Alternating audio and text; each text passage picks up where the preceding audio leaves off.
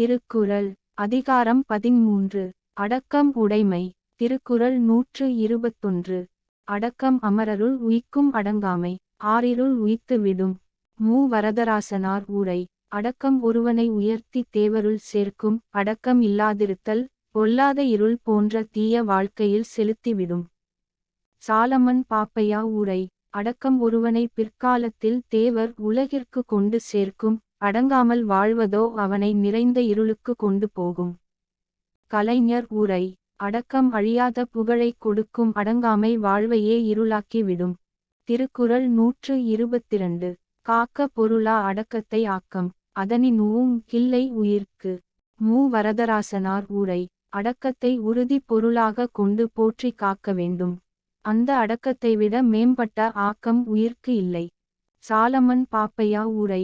அடக்கத்தை செல்வமாக எண்ணி காக்க அதை காட்டிலும் பெரிய செல்வம் வேறு இல்லை. கலைஞர் உரை. மிக்க உறுதியுடன் காக்கப்பட வேண்டியது அடக்கமாகும். அடக்கத்தை விட ஆக்கம் தரக்கூடியது வேறொன்றும் இல்லை. திருக்குறள் 123. செறிவறிந்து சீர்மை பயக்கும் அறிவரின் தாற்றின் அடங்கப் பெறின். மு. வரதராசனார் உரை. அறிய வேண்டியவற்றை அறிந்து நல்வழியில் அடங்கி ஒழுகப் பெற்றால் அந்த அடக்கம் நல்லோரால் அறியப்பட்டு மேன்மை பயக்கும். சாலமன் பாப்பையா உரை. அடக்கத்துடன் வாழ்வதே அறிவுடைமை என்று அறிந்து ஒருவன் அடக்கமாக வாழ்ந்தால் அவனது அடக்கம் நல்லவர்களால் அறியப்பட்டு அது அவனுக்கு பெருமையை கொடுக்கும். கலைஞர் உரை. அறிந்து கொள்ள வேண்டியவற்றை அறிந்து அதற்கேற்ப அடக்கத்துடன் நடந்து கொள்பவரின் பண்பை உணர்ந்து பாராட்டுகள் குவியும். திருக்குறள் 124. நிலையின் திரியா தடங்கியான் தோற்றம் மலையினும் மானப் பெரிது. மு. வரதராசனார் உரை. தன் நிலையிலிருந்து மாறுபடாமல் அடங்கி ஒழுகுவோனுடைய உயர்வு மலையின் உயர்வை விட மிகவும் பெரிதாகும். சாலமன் பாப்பையா உரை. தன் நேர்மையான வழியை விட்டு விலகாது அடக்கத்துடன் வாழ்பவனை பற்றிய பிறர் மனத் தோற்றம் மலையைக் காட்டிலும் மிக உயரமானது. கலைஞர் உரை. உறுதியான உள்ளமும் அத்துடன் ஆர்ப்பாட்டமற்ற அடக்க உணர்வும் கொண்டவரின் உயர்வு மலையை விடச் சிறந்தது என போற்றப்படும். திருக்குறள் 125. எல்லார்க்கும் நன்றாம் பணிதல் அவருள்ளும் செல்வர்க்கே செல்வம் தகைத்து. மு. வரதராசனார் உரை. பணிவுடையவராக ஒழுகுதல் பொதுவாக எல்லோர்க்கும் நல்லதாகும். அவர்களுள் சிறப்பாகச் செல்வர்க்கே மற்றொரு செல்வம் போன்றதாகும். சாலமன் பாப்பையா உரை. செருக்கு இல்லாமல் அடக்கமாக வாழ்வது எல்லார்க்குமே நல்லதுதான். எல்லாருள்ளும் செல்வர்களுக்கு அது மேலும் ஒரு செல்வமாக விளங்கும். கலைஞர் உரை. பணிவு என்னும் பண்பு எல்லார்க்கும் நலம் பயக்கும். ஏற்கனவே செல்வர்களாக இருப்பவர்களுக்கு அந்த பண்பு மேலும் ஒரு செல்வமாகும். திருக்குறள் 126. ஒருமையுள் ஆமை போல் ஐந்தடக்கல் ஆற்றின் எழுமையும் ஏமா புடைத்து. மு. வரதராசனார் உரை. ஒரு பிறப்பில் ஆமை போல் ஐம்பொறிகளையும் அடக்கியாள வல்லவனானால் அஃது அவனுக்கு பல பிறப்பிலும் காப்பாகும் சிறப்பு உடையது. சாலமன் பாப்பையா உரை. ஆமை தன் 4 கால் ஒரு தலை ஆகிய 5 உறுப்புகளையும் ஆபத்து வரும்போது ஓட்டுக்குள் மறைத்து கொள்வது போல ஒருவன் தன் ஒரு பிறப்பில் மெய் வாய் கண் மூக்கு செவி ஆகிய 5 பொறிகளையும் அறத்திற்கு மாறான தீமை வரும்போது அடக்கும் ஆற்றல் பெறுவான் என்றால் அது அவனுக்கு பிறவி தோறும் 7 பிறப்பிலும் அரணாக இருந்து உதவும். கலைஞர் உரை. உறுப்புகளை ஓர் ஓட்டுக்குள் அடக்கிக் கொள்ளும் ஆமையைப் போல் ஐம்பொறிகளையும் அடக்கியாளும் உறுதி காலமெல்லாம் வாழ்க்கைக்கு காவல் அரணாக அமையும்.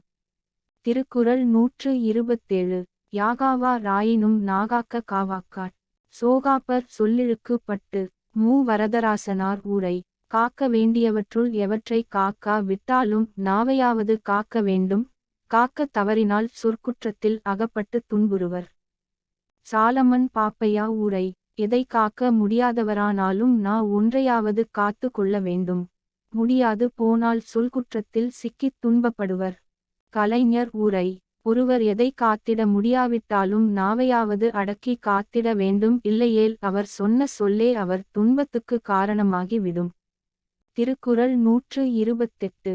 ஒன்றானும் தீச்சொல் பொருட்பயன் உண்டாயின் நன்றாகா தாக்கி விடும். மு. வரதராசனார் உரை. தீய சொற்களின் பொருளால் விளையும் தீமை ஒன்றாயினும் ஒருவனிடம் உண்டானால் அதனால் மற்ற அறங்களாலும் நன்மை விளையாமல் போகும். சாலமன் பாப்பையா உரை: தீய சொற்களின் பொருளால் பிறர்க்கு வரும் துன்பம் சிறிதே என்றாலும் அந்த குறை ஒருவனிடம் இருந்தால் அவனுக்கு பிற அறங்களால் வரும் நன்மையம் தீமையாகப் போய்விடும். கலைஞர் உரை: ஒரு குடம் பாலில் துளி நஞ்சு போல் பேசும் சொற்களில் ஒரு சொல் தீய சொல்லாக இருந்து துன்பம் விளைவிக்குமானாலும் அந்த பேச்சில் உள்ள நல்ல சொற்கள் அனைத்தும் தீயவாகிவிடும். திருக்குறள் 129. தீயினாற் சுட்ட புண் உள்ளாரும் ஆறாதே, நாவினாற் சுட்ட வடு. மு. வரதராசனார் உரை: தீயினால் சுட்ட புண் புறத்தே வடு இருந்தாலும் உள்ளே ஆறிவிடும், ஆனால் நாவினால் தீய சொல் கூறிச் சுடும் வடு என்றும் ஆறாது. சாலமன் பாப்பையா உரை: ஒருவனை மற்றொருவன் தீயால் சுட்ட புண் உடம்பின்மேல் வடுவாக இருந்தாலும் உள்ளத்து காயம் காலத்தில் ஆறிப்போய்விடும். ஆனால் கொடிய வார்த்தைகளால் நெஞ்சைச் சுட்ட வடு அதில் புண்ணாகவே கிடந்து ஒரு நாளும் ஆறாது. கலைஞர் உரை: நெருப்பு சுட்ட புண் கூட ஆறிவிடும், ஆனால் வெறுப்பு கொண்டு திட்டிய சொற்கள் விளைத்த துன்பம் ஆறவே ஆறாது. திருக்குறள் 130. கதங்காத்து கற்றடங்கல் ஆற்றுவான் செவ்வி, அறம்பார்க்கும் ஆற்றின் நுழைந்து. மு. வரதராசனார் உரை: சினம் தோன்றாமல் காத்து கல்வி கற்று அடக்கமுடையவனாக இருக்க வல்லவனுடைய செவ்வியை அவனுடைய வழியில் சென்று அறம் பார்த்திருக்கும்.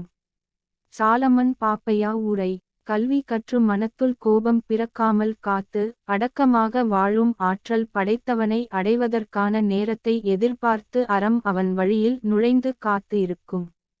கலைஞர் உரை: கற்பவை கற்று சினம் காத்து அடக்கமெனும் பண்பு கொண்டவரை அடைந்திட அறமானது வழிபார்த்து காத்திருக்கும்.